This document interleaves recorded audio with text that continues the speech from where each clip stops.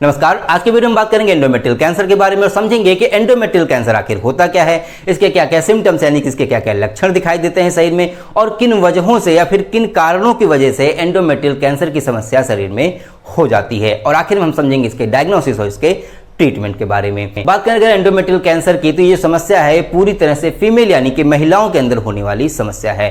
अब आप सोच रहे होंगे कि महिलाओं के अंदर तो ऐसा कोई बॉडी पार्ट होता नहीं जिसका नाम हो एंडोमेट्रियम, तो आइए हम समझने का प्रयास करते हैं कि एंडोमेट्रियम बेसिकली फीमेल के अंदर किस जगह पे उपस्थित होता है और इसका काम क्या होता है और इसके अंदर कैंसर किस तरह से हो जाता है। तो हम एक फिगर के माध्यम से समझने का प्रयास करते हैं। देखिए यहाँ पे आपको जो फिगर दिख रहा है बेसिकली ये है female reproductive system. Female reproductive system को हम स्टार्टिंग से थोड़ा समझने का प्रयास करते हैं। अगर स्टार्टिंग की अगर बात करें तो यहाँ पे होता है कुछ वेजाइनल ओपनिंग, ठीक है। वेजाइनल ओपनिंग से जैसे ही हम आगे बढ़ते हैं यहाँ पे आपको पतली सी पाइप जैसी ट्यूब लाइक स्ट्रक्चर बेसिकली जो दिख रहा है इसको बोलते हैं सर्विक्स। सर्विक्स से जब हम आगे बढ़ते हैं तो यहाँ पे एक कैविटी जैसा स्ट्रक्चर होता है, बेसिकली खोखला सा स्ट्रक्चर होता है या कहने के एक तरह का हॉलो स्ट्रक्चर होता है, इसको बोलते हैं यूट्रस और इसी को हिंदी में बोलते हैं बच्चेदानी, ठीक है। अब जब इससे हम आगे बढ़ेंगे तो यहाँ दोनों ही साइड में, राइट साइड में लेफ्ट साइड में, दोनों ही साइड में एक ट्यूब लाइक स्ट्रक्चर लगा हुआ होता है जिसको बोलते हैं फेलोपियन ट्यूब, ठीक है। ये पेयर्स में उपस्थित होता है और यहाँ पे आपको जो रेड कलर का स्ट्रक्चर दिख रहा है दोनों ही तरफ लेफ्ट साइड में राइट साइड में, बेसिकली इसको बोलते हैं ओवरीज, ठीक है। फीमेल के अंदर ओवरीज होती हैं और मेल के अंदर टेस्टिस होते हैं। टेस्टिस जो होते हैं वो मेल के अंदर स्पर्म का निर्माण करते हैं और फीमेल के अंदर जो ओवरीज होती हैं वो बेसिकली एग का निर्माण करती हैं।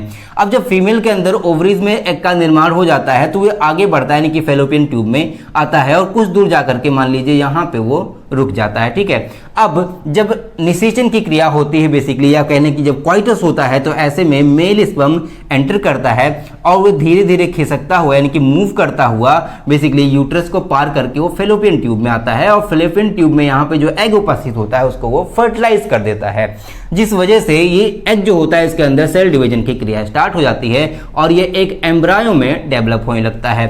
साथ ही साथ ये यहाँ से खिसक करके इस यूट्रस के अंदर आ जाता है। यूट्रस के अंदर ये जो इनर लाइनिंग होती है बेसिकली या फिर इनर लेयर जो होती है उससे ये जाकर के अटैच हो जाता है या कह लें यहीं पे ये इम्प्लांट हो जाता है और यहाँ से पोषण लेना शुरू करता है। धीरे धीरे ये एक बच्चे में डेवलप हो जाता है। तो बेसिकली इस तरह की पूरी क्रिया चलती है रिप्रोडक्शन की, ठीक है। अब बात आती है कि जो एंडोमेट्रियम है बेसिकली वो होता कहाँ है। देखिए मैंने बताया कि यहाँ से एग फर्टिलाइज होने के बाद मूव करके यूट्रस के अंदर आता है। जिन लाइन से या फिर जिस लेयर से वो अटैच होता है या फिर जिस लेयर में वो इम्प्लांट होता है वो जो लेयर्स होती हैं बेसिकली बहुत ही सॉफ्ट फाइबरस टिश्यूज की बनी होती हैं। उन सॉफ्ट फाइबरस टिश्यूज को बोलते हैं एंडोमेट्रियम, ठीक है। अब ये जो लाइनिंग है या फिर जो इनर लाइनिंग है बेसिकली ये देखिए, ये जो आपको ब्लू कलर में दिख रहा है ये है इनर स्ट्रक्चर और ये जो मैंने ग्रीन कलर में बनाया ये है आउटर स्ट्रक्चर, ठीक है। एक बाहर की कवरिंग, भाई बाहर की कवरिंग होगी उसके अंदर की, तो ये अंदर वाला ब्लू कलर से मैंने दिखाया है, बाहर वाले को मैंने ग्रीन कलर से दिखाया, ठीक है। तो ये जो अंदर वाला है बेसिकली यहाँ पे जो लाइनिंग उपस्थित होती हैं वो बनी होती हैं एंडोमेट्रियम टिश्यूज की। अब इसी एंडोमेट्रियम टिश्यूज में जब कैंसर हो जाता है या फिर यहाँ पे कैंसरस सेल डेवलप होने लगती हैं तो बेसिकली इसी को बोलते हैं हम एंडोमेट्रियल कैंसर। इतनी बात आपको क्लियर हो गई। अब हम बात करते हैं इसके सिम्टम्स के बारे में। देखिए जो आपको मैंने बताया कि भाई इस यूट्रस के अंदर एंडोमेट्रियम टिश्यूज होते हैं, इन्हीं के अंदर या फिर एंडोमेट्रियम सेल्स होती हैं, इन्हीं के अंदर कैंसर सेल डेवलप होने लगती हैं तो इसमें पेन होना शुरू हो जाएगा। अब ये जो सिस्टम है बेसिकली जो रिप्रोडक्टिव सिस्टम है ये पूरा का पूरा पेल्विक रीजन में उपस्थित होता है। तो हम कह सकते हैं कि फीमेल के पेल्विक रीजन में पेन होना शुरू हो जाएगा, ठीक है। यानी कि पेल्विक में पेन होने लगेगा और साथ ही साथ यहाँ पे जब कैंसरस सेल डेवलप हो गई हैं तो इस वजह से यहाँ पे ब्लीडिंग शुरू हो जाएगी, ठीक है। आफ्टर मेनोपॉज कहने का मतलब पीरियड खत्म होने के बाद यहाँ से ब्लीडिंग होना शुरू हो जाती है या फिर पीरियड के दौरान भी यहाँ से हैवी ब्लीडिंग होना शुरू हो जाती है। तो ये कुछ लक्षण देखे जाते हैं एंडोमेट्रियल कैंसर की सिचुएशन में। अब हम बात कर लेते हैं इसके कॉजेज के बारे में कि किन कारणों की वजह से यहाँ पे एंडोमेट्रियल कैंसर होने की चांसेस बढ़ जाती हैं। ये देखिए अगर कारण की बात करें या फिर कॉजेज की बात करें तो ऐसे तो इसके जो कॉजेज हैं वो अभी तक अननोन है कि किस वजह से कैंसरस सेल बेसिकली एंडोमेट्रियम में डेवलप होने लगती है। आप सभी को मैंने बताया है, पिछले लेक्चर्स में मैंने बताया हुआ है कैंसर के बारे में कि जो कैंसर सेल्स होती हैं बेसिकली डीएनए के अंदर कोई डिस्ट्रक्शन होने की वजह से या जीन के अंदर कोई म्यूटेशन होने की वजह से या कोई हार्मोनल इम्बैलेंस होने की वजह से जो कैंसरस सेल होती हैं वो डेवलप होने लगती हैं। लेकिन इस केस में यानी कि एंडोमेट्रियल कैंसर के केस में में अभी तक हमें पूरी तरह से पता नहीं चल पाया है कि किस वजह से ये समस्या हो जाती है, लेकिन कुछ कारण बेसिकली कुछ कॉजेज हमें पता चल पाए हैं जो मैंने यहाँ पे लिखे हुए हैं। ठीक है, पहले अगर कॉज की बात करें तो ये है मोर ईयर ऑफ मेंस्ट्रुएशन। आप सभी को पता है कि फीमेल के अंदर एक स्पेशल क्रिया चल रही होती है जिसको बोलते हैं मेंस्ट्रुएशन या फिर पीरियड्स। ठीक है, ये जो पीरियड्स होते हैं बेसिकली वो 12 की एज में, ठीक है, जब फीमेल 12 की एज में होती है यानी कि ड्यूरिंग पुबर्टी ये क्रिया स्टार्ट हो जाती है और 40-45 की एज तक भी ये क्रिया चलती रहती है। इस क्रिया की वजह से ही एग का निर्माण होता है और एग जब फर्टिलाइज होता है तो वुमेन जो है वो प्रेग्नेंट हो पाती हैं। ठीक है, अब ये जो क्रिया है कभी कदा कुछ फीमेल के अंदर 12 से पहले यानी कि जब वो 8-9 साल की होती हैं तभी से स्टार्ट हो जाती है, या फिर ये क्रिया 45 के बाद या फिर 50 के बाद तक भी चलती है, 60 की उम्र तक, 65 की उम्र तक भी चलती रहती है। तो ऐसे में बहुत ज़्यादा चांसेस बन जाते हैं एंडोमेट्रियल कैंसर होने के।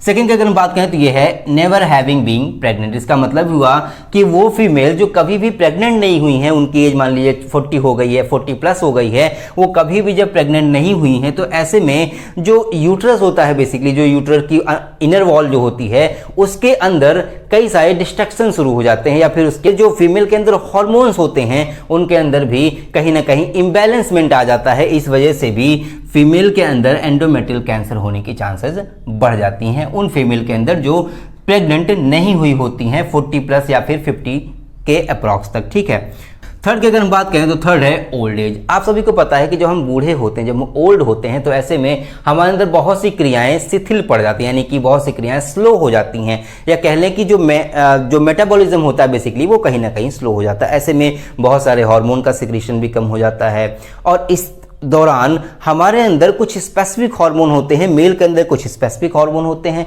और फीमेल के अंदर कुछ स्पेसिफिक हार्मोन होते हैं, उनका ठीक ढंग से डेवलपमेंट या फिर कहने कि उनका ठीक ढंग से सिक्रीशन नहीं हो पाता है, जिस वजह से भी ओल्डर एज में फीमेल के अंदर एंडोमेट्रियल कैंसर होने के चांसेस बढ़ जाते हैं। अब हम बात कर लेते हैं फोर्थ यानी कि ओबेसिटी के बारे में। आप सभी जानते हैं कि जो मोटापा होता है वो हमारे लिए बहुत ही ज़्यादा खतरनाक होता है। जितनी भी बीमारियां होती हैं उसमें से ज़्यादातर बीमारियां मोटापे की वजह से यानी कि ओबेसिटी की वजह से आती हैं। जब आपके अंदर ओबेसिटी होती है, जब मोटापा होता है, जैसे में आपका जो फैट लेवल है वो बढ़ जाता है। जब फैट लेवल बढ़ जाता है तो कहीं ना कहीं हार्मोन को सप्रेस कर देता है, ठीक है, या जो ग्लैंड्स होती हैं हमारे शरीर में जो हार्मोन का सिक्रीशन करती है उनको सप्रेस कर देता है। जो मेटाबॉलिक रेट होता है उसको भी डाउन कर देता है, जिस वजह से भी ओबेसिटी की कंडीशन में फीमेल्स के अंदर एंडोमेट्रियल कैंसर होने की चांसेस बढ़ जाती हैं। फिफ्थ की अगर बात करें तो हार्मोनल थेरेपी। अब ये हार्मोन थेरेपी क्या होती है? देखिए, ये जो कंडीशन है बेसिकली ये उन महिलाओं के अंदर होती है जिनमें ब्रेस्ट कैंसर की कंडीशन बन जाती है। मैं यहां पे लिख दूं, ठीक है, जिन महिलाओं के अंदर ब्रेस्ट कैंसर की कंडीशन बन जाती है तो ऐसे में उनको हार्मोन थेरेपी लेने की जरूरत पड़ती है। कुछ हार्मोन की टैबलेट्स या फिर कुछ मेडिसिन दी जाती हैं जिस वजह से ब्रेस्ट कैंसर का इलाज किया जा सकता है, ठीक है। ऐसे में जब वो हार्मोन्स बेसिकली फीमेल के अंदर जाते हैं तो ऐसे में जो फीमेल हार्मोन्स होते हैं उनका सिक्रेशन या तो बढ़ जाएगा या तो फिर घट जाएगा, जिस वजह से फीमेल की बॉडी में एंडोमेट्रियल कैंसर होने की चांसेस बढ़ जाती हैं, ठीक है। अब हम समझ लेते हैं कि इसका डायग्नोसिस और इसका ट्रीटमेंट किस तरह से किया जा सकता है। देखिए, यहाँ मैंने कुछ मेथड लिखे हुए हैं बेसिकली। पहला जो है वो है एग्जामिनिंग दी पेल्विस। इसका मतलब ये होता है कि जो डॉक्टर्स होंगे वो आपका फिजिकली एग्जामिन करेंगे, यानी कि एंडोमेट्रियम टिश्यूज जो हैं बेसिकली वहाँ पे वो फिंगर टिप से टच करके या फिर कुछ इंस्ट्रूमेंट यूज करके वो फिजिकली एग्जामिन करेंगे और जानने का प्रयास करेंगे कि आपका जो पेल्विक रीजन है बेसिकली या फिर जो आपका यूट्रस है उसके अंदर एंडोमेट्रियल कैंसर की सिचुएशन बन रही है या फिर नहीं बन रही है। सेकंड की अगर बात करें तो ये है यूजिंग साउंड वेव। कुछ आपके ऊपर साउंड वेव्स डाली जाएंगी, उसके थ्रू एक इमेज तैयार करने का प्रयास करेंगे ताकि आपका जो पेल्विक रीजन है या फिर जो यूट्रस है बेसिकली उसका एक इमेज बन सके और वहां पे जो कैंसरस सेल डेवलप हो रही है बेसिकली उसको ठीक ढंग से पहचाना जा सके, ठीक है। थर्ड की अगर बात करें तो ये है हिस्टेरोस्कोपी। हिस्टेरोस्कोपी का मतलब होता है जो आपका यूट्रस है बेसिकली उसके अंदर की स्कोपी करना है। स्कोपी का मतलब होता है एक पतली सी पाइप होती है, इसमें कैमरा और एक लाइट लगी होती है, ठीक है। पेल्विक रीजन में या फिर कह लें यूट्रस के अंदर उस पाइप को इंसर्ट किया जाता है या फिर उसको अंदर डाल करके वो देखने का प्रयास करते हैं अंदर के एनवायरनमेंट को कि जो आपका यूट्रस है उसकी जो लाइनिंग है बेसिकली जो एंडोमेट्रियम की लाइनिंग है उसके ऊपर कहीं कैंसर सेल डेवलप हो रही हैं या फिर नहीं हो रही हैं या फिर किस जगह पे इन्फेक्शन हुआ है, ठीक है। फोर्थ की अगर बात करते हैं रिमूविंग सैंपल ऑफ टिश्यूज का मतलब ये होता है कि जो आपका यूट्रस पार्ट है बेसिकली उसके अंदर से जो इनर लाइनिंग होती है, जो एंडोमेट्रियम टिश्यूज की बनी होती है, उन टिश्यूज को बेसिकली निकाला जाता है, उसको लैब में भेजा जाता है ये चेक करने के लिए कि क्या उसके अंदर कैंसरस सेल डेवलप हो रही हैं या फिर नहीं हो रही। तो बेसिकली इन कुछ तरीकों से या फिर इन डायग्नोसिस के कुछ तरीकों से डॉक्टर जानने का प्रयास करते हैं कि आपका जो यूट्रस पार्ट है उसके अंदर एंडोमेट्रियल कैंसर की चांसेस बन रही हैं या फिर नहीं बन रही हैं। अब बात आती है इसके ट्रीटमेंट के बारे में। देखिए ट्रीटमेंट की अगर हम बात करें तो बेसिकली कीमोथेरेपी हो सकती है,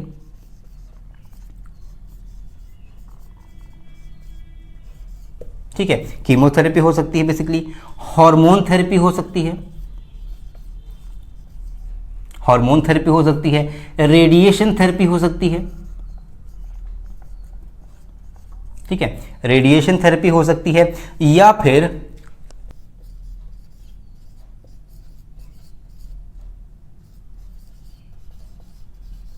ठीक है, या फिर हिस्टेरेक्टमी हो सकती है। देखिए अगर बात करें कीमोथेरेपी की तो कीमोथेरेपी बेसिकली कुछ मेडिसिन दे करके, कुछ ड्रग्स दे करके आपको वहां के जो टिश्यूज जो डेवलप हो रहे हैं कैंसरस सेल में उनको रिमूव किया जा सकता है, यानी कि उनको डेड किया जा सकता है। हार्मोन थेरेपी में बेसिकली आपके अंदर कुछ हार्मोन को इंक्रीज करने के लिए कुछ हार्मोन टैबलेट दी जा सकती हैं या आपको इंजेक्शन दिए जा सकते हैं जिसके थ्रू आपके अंदर कोई पर्टिकुलर हार्मोन जो कम हो गया है उसकी मात्रा बढ़ जाए, जिस वजह से भी आपका जो कैंसरस सेल डेवलप हो रही है वो कहीं ना कहीं रोकी जा सकती हैं। ठीक है, बात करें थर्ड की, थर्ड जो है हमारा रेडिएशन थेरेपी। रेडिएशन थेरेपी में कुछ रेडियो वेव्स, कुछ एक्सरेज, ठीक है, एक्सरेज को बेसिकली सॉफ्ट करके आपके ऊपर डाला जाता है या आपका जो यूट्रस का पार्ट है इसके ऊपर जब डाला जाता है तो ऐसे में जो कैंसरस सेल वहां की होती है उसको डेड किया जा सकता है।